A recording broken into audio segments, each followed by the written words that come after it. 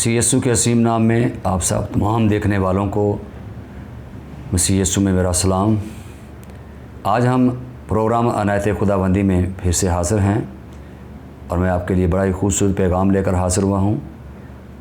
खुदावंद की अनायत व बरक़ात के लिए हम खुदा का शुक्रिया अदा करते हैं कि जब खुदावंद अपना हाथ बढ़ाता है तो अपनी अनायत अपने लोगों पर नाज़िल करता है। तो आज इसी तरह मैं आपके लिए जो मज़मून लेकर हाज़िर हुआ हूँ कि खुदावंद की अनायत व बरक़ात में हम किस तरह से सरफराज़ी पा सकते हैं। तो मेरे चीज़ों, आज हम बहुत सारे लोगों को सरफराज होता हुआ देखते हैं, तो हर कोई चाहता है कि वो सरफराज़ी पाए। दो तरह की सरफराज़ी हैं, एक जिस्मानी है, एक रूहानी है। अगर हम दुनिया की सरफराज़ी को देखें तो दुनिया के अंदर आप लोगों को सरफराज होता हुआ देखते हैं। वो लूट की सीट करते हैं, लोग छीन कर भी आगे बढ़ते हैं, लेकिन वो सरफराज़ी जो दूसरों से छीन कर हासिल की जाती है, लूट कर हासिल की जाती है, वो चंद रोज़ा होती है और आखिरकार वो ख़त्म हो जाती है। लेकिन वो सरफराज़ी जो आसमान का खुदा, आपका खुदा, मेरा खुदा जब हमें अनायत करता है, सरफराज करता है, तो फिर खुदावंद के कलाम में लिखा है कि जो बरकत खुदावंद की तरफ से मिलती है वो कभी ख़त्म नहीं होती। जो दौलत खुदावंद की तरफ से मिलती है उसमें गम शामिल नहीं होता। तो मेरे चीज़ों, हम जो देख रहे हैं, आप में से कितने लोग हैं जो सरफराज़ी पाना चाहते हैं? अगर आप सरफराज़ी पाना चाहते हैं तो कलाम मुक़द्दस में हम देखते हैं, खुदा का कलाम हमारी रहनुमाई करता है कि हम किस तरीके से सरफराज़ी पा सकते हैं। वो सरफराज़ी जो सदा कायम रहती है, वो सरफराज़ी जो हमेशा कायम रहती है। आइए कलाम मुक़द्दस में से मेरे साथ निकालिएगा। इमसाल की किताब उसका 15 बाब उसकी 33 आयत के अंदर लिखा हुआ है, खुदावंद का खौफ हिकमत की तरबियत है और सरफराज़ी से पहले फ़रोतनी है। आप जितने सरफराज़ी पाना चाहते हैं रूहानी तौर पर, तो कलाम मुक़द्दस की इस आयत को अपने ज़हनों के अंदर रखिए, सहन नशीन कर लीजिए। कलाम मुक़द्दस में हमने पढ़ा है, खुदावंद का खौफ हिकमत की तरबियत है और सरफराज़ी से पहले फ़रोतनी है। तो हम फ़रोतनी के तलक से बात करेंगे कि जो फ़रोतन होना है मतलब है झुकना, अपने आप को छोटा करना, आजिज़ करना, इंकसारी में आ जाना। तो मेरे अज़ीज़ों, अगर हम चाहते हैं कि हम सरफराज़ी पाएँ, सरबुलंद हों, हमें भी दुनिया की तरह बरक़ात मिलें, तो मैं आपको बताना चाहता हूँ कि हमें इस कलाम के मुताबिक हमें अपने आप को खुदा के हुज़ूर में झुकाना होगा, अपने आप को सरेंडर करना होगा, दुआओं में, इल्तिजाओं में हमें उसकी हज़ूरी में बैठना होगा। और जब हम खुदावंद की हज़ूरी में झुक जाएंगे, फ़रोतनी करेंगे, आजी करेंगे, इंकसारी करेंगे, तो कलाम मुक़द्दस में लिखा है वो वक्त आने पर अपने लोगों को सरबुलंद करता है। अगर आप सरबुलंद होना चाहते हैं तो मेरे अज़ीज़ों, कलाम मुक़द्दस के मुताबिक हमें आज कलाम की रहनुमाई में चलना होगा। आइए मेरे साथ एक और हवाले को देखेंगे, ज़बूर की किताब में से ज़बूर 75 उसकी 6 आयत को हम देखेंगे। बड़ा ही खूबसूरत मैसेज है, क्योंकि सरफराज़ी ना तो मशरक़ से है, ना मगरब से है और ना ही जनूब से आती है, बल्कि कलाम मुक़द्दस में लिखा है खुदा ही अदालत करने वाला है, वही किसी को सरफराज करता है और वही किसी को पस्त करता है। हालेलुया। तो अगर आप चाहते हैं कि सरफराज़ी आपको मिले, रूहानी सरफराज़ी, तो मेरे असीज़, मेरे भाई, मेरी बहन, हमें कलाम मुक़द्दस के मुताबिक आगे बढ़ना है। अभी हमने पढ़ा है कि सरफराज़ी कैसे आती है जी। ये सरफराज़ी ना मशरक़ से है ना जनूब से है, बल्कि लिखा है खुदा ही अदालत करने वाला है, वो किसी को पस्त करता है और वही किसी को सरफराज करके, हालेलुया, बुलंद कर देता है। आप सरफराज होना चाहते हैं, सरबुलंद होना चाहते हैं, तो फिर हमें आज कलाम मुक़द्दस पर गौर करनी होगी। हमें दुनिया की तरफ नहीं देखना, दुनिया के सरफराज़ी पर नज़र नहीं करनी, बल्कि हमें वो सरफराज़ी चाहिए जो हमें खुदा देता है। और खुदा के कलाम में लिखा है, ज़बूर की किताब के अंदर ज़बूर 37 उसकी 34 आयत में लिखा है, खुदावंद की आस रख। किसकी आस रखनी है जी? खुदावंद की आस। खुदावंद की आस रख और उसी की राह पर चलता रहे, तो वो तुझे सरफराज करके ज़मीन का वारिस बनाएगा। आप में से कितने हैं जो सरफराज़ी पाना चाहते हैं?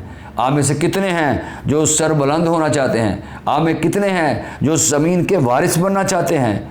आज खुदा का बंदा ज़बूर नवीस हमारी रहनुमाई करता है कि हमें खुदावंद की आस रखनी है, उसी की राह पर चलना है। ये सरफराज़ी, ये बरकत, ये सरबुलंदी, ये अनायत व बरक़ात, ये खुदावंद की तरफ से हैं। हालेलुया। तो हमें अपने खुदा के कलाम पर अमल करना है। और उसके कलाम में लिखा है ज़बूर 2 की 8 आयत में, मुझसे मांग तो मैं कौमों को तेरी मीरास के लिए और ज़मीन के इंतहाई हिस्से तेरी मलकियत के लिए तुझे बख्श दूंगा। आज आपने कमज़ोर नहीं पड़ना, नाउमीद नहीं होना, परेशान नहीं होना, बल्कि आपने खुदा के कलाम के मुताबिक अपने खुदावंद की वफ़ादारी करनी है। जब आप खुदा की वफ़ादारी करेंगे तो खुदावंद आपको बहुत सारी बरकत देगा। अगर आज आपके पास अपना घर नहीं है तो मेरे अज़ीज़ों, कलाम मुक़द्दस में अभी हमने पढ़ा है, मुझसे मांग। किससे मांगना हमने? खुदा से। किसके ऊपर आस रखनी है? खुदा के ऊपर। और खुदा के कलाम में लिखा है कि वो हमें ज़मीन के इंतहाई हिस्से हमारी मलकियत के लिए बख्श देगा। वो आपको ज़मीन से वो हिस्से देने के लिए तैयार है जो जिसके बारे में आप कभी सोच भी नहीं सकते।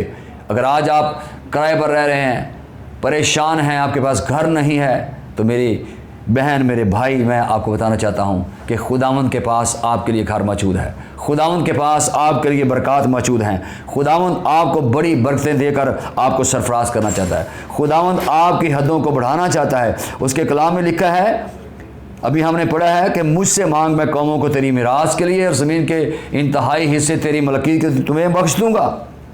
खुदा हम सब की हदों को बढ़ाना चाहता है। खुदा हमें माली बरकत, ख़ानदानी बरकत देना चाहता है। हालेलुया।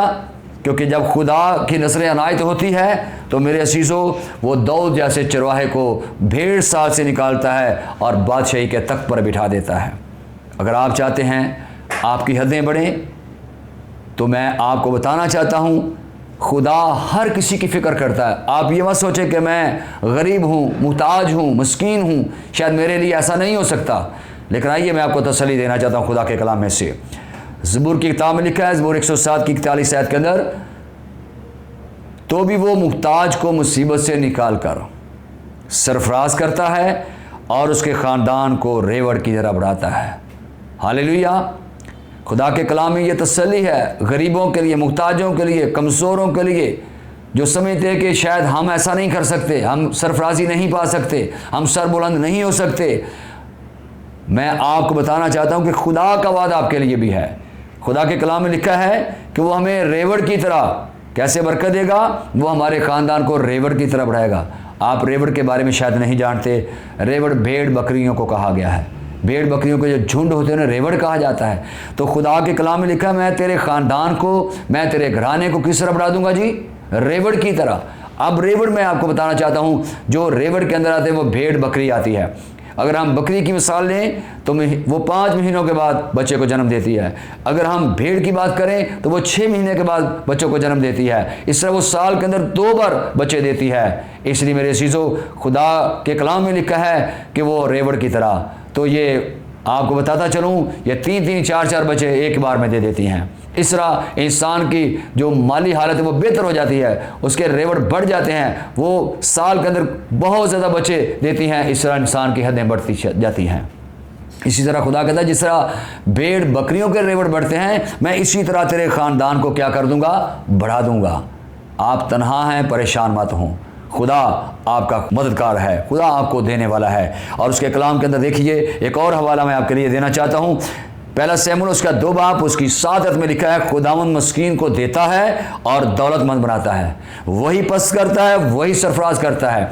अगर आप, मैंने पहले भी आपको बताया, अगर आप गरीब हैं, कमज़ोर हैं, मस्कीन हैं, अपने आप को लाचार समझते हैं, बेकस समझते हैं, तो मैं आपको बताना चाहता हूँ, वो हर किसी मस्कीन से मस्कीन शख्स पर भी रहम करना चाहता है।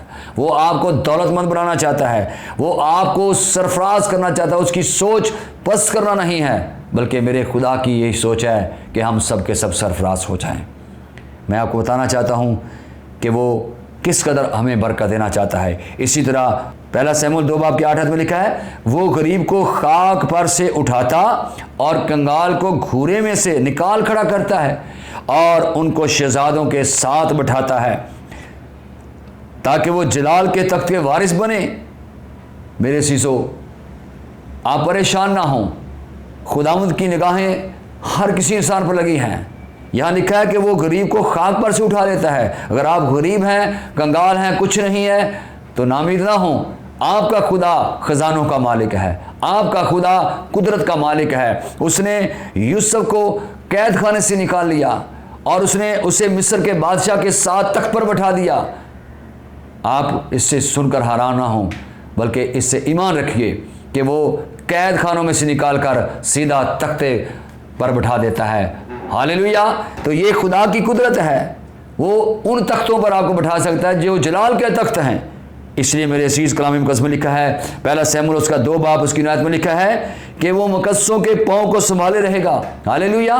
क्या करेगा? वो मुकद्दसों के पाँव को संभाले रहेगा। इस्तिस्ना 28:13 में लिखा है, खुदावंद तुझको दुम नहीं बल्कि सर ठहराएगा और तू पस्त नहीं होगा बल्कि सरफराज ही रहेगा।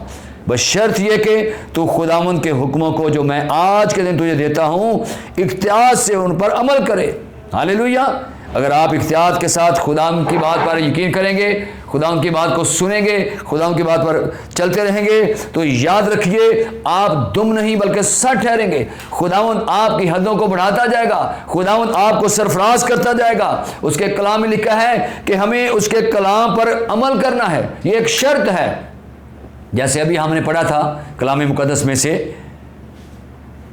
कि जो खुदावंद की तरफ मुतवज्जा रहता है, जो आजिज़ी से झुका रहता है, जो फरोतन रहता है, खुदा उसे सरफराज कर देता है। अगर आप फरोतन बनेंगे, झुक जाएंगे, दुआ करेंगे, उसके साथ राब्ते में रहेंगे, तो खुदा आपको ज़मीन से उठाकर सरफराजी में ले चलेगा। उसके कलाम में लिखा है ज़बूर 91 में उसकी 14 आयत में, क्योंकि उसने मुझसे दिल लगाया है इसलिए मैं उसे छुड़ाऊंगा, मैं उसे सरफराज करूंगा। अगर आपका दिल खुदा के साथ लगा हुआ है, आपकी तवज्जो खुदा के साथ है, आप हमेशा खुदा के आगे आजिज़ हुए हैं, तो याद रखिए आप उस खुदा की बात करते हैं जो घूरे में से उठाकर शहजादों के साथ बिठाने की कुदरत रखता है। जब आप सरफराज किए जाएंगे तो कलाम हक में लिखा है इमसाल की किताब के अंदर कि रासबाजों की दुआओं से शहर सरफराजी पाते हैं। हालेलुया। आप अपनी कौम के लिए, अपने शहर के लिए, अपने मुल्क के लिए, अपनी कलीसियाओं के लिए, अपने ख़ानदानों के लिए, घरानों के लिए आप मेरे अजीज सरफराजी का बाइस बनेंगे। खुदा की नज़र अनायत जब आप पर होगी तो बरक़ात के दरवाजे खुल जाएंगे आप पर, और इसी तरह आप सरफराज ही रहेंगे। हालेलुया।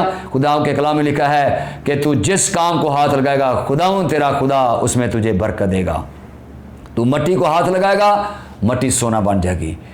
खुदा के कलाम में लिखा है तू अंदर आते वक्त मुबारक होगा, बाहर जाते वक्त मुबारक होगा। तेरा गला, तेरी कटौती दोनों मुबारक होंगे, तेरी भेड़ बकरी के बच्चे मुबारक होंगे। ये खुदा का कलाम आपको कह रहा है। तो याद रखिए आज हम खुदा की अनायत व बरक़ात की तलक से सीख रहे हैं। हमें पूरी उम्मीद रहना चाहिए कि हमारा खुदा कुदरत का खुदा है, हमारा खुदा जलाल का खुदा है। उसके कलाम में हमने पढ़ा था कि जब हम खुदा के खौफ को, हिकमत को अपने अंदर लेंगे तो फिर वो हमें सरफराज करेगा। जब हम फरोतनी के साथ चलेंगे वो हमें सर बुलंद कर देगा, वो हमें उठाकर नीचे से ऊपर ले आएगा। आज आप दुनिया को देख रहे हैं, लेकिन खुदा के कलाम पर गौर कीजिए। वो कहता मुझसे मांग तो मैं कौमों की तेरी मिरास और ज़मीन के इंतहाई से तेरी मलकियत के लिए तुझे बख्श दूंगा। हालेलुया। आप जितना ये बरकत पाने चाहते हैं, जितने हिस्सा पाना चाहते हैं, इस ज़मीन के वारिस बनना चाहते हैं, वो ज़मीन आसमान की बादशाही की है जो हर कोई हासिल नहीं कर सकता। बेशक उसने वादा किया है मैं जाता हूँ और जाकर जगह तैयार करता हूँ, फिर आकर तुम्हें अपने साथ ले लूँगा, जहाँ मैं हूँ तुम भी मेरे साथ होगे। ये सिर्फ वही लोग जाएंगे ज़मीन पर, वही इस मिराज को पाएंगे जिनका दिल खुदा के साथ लगा है। वो आपको सरफराज करके उस ज़मीन के वारिस बना देगा। खुदावंद इस कलाम के वसीला से आप देख रहे हैं, सुनने वालों को बरकत बख्शे। आमीन।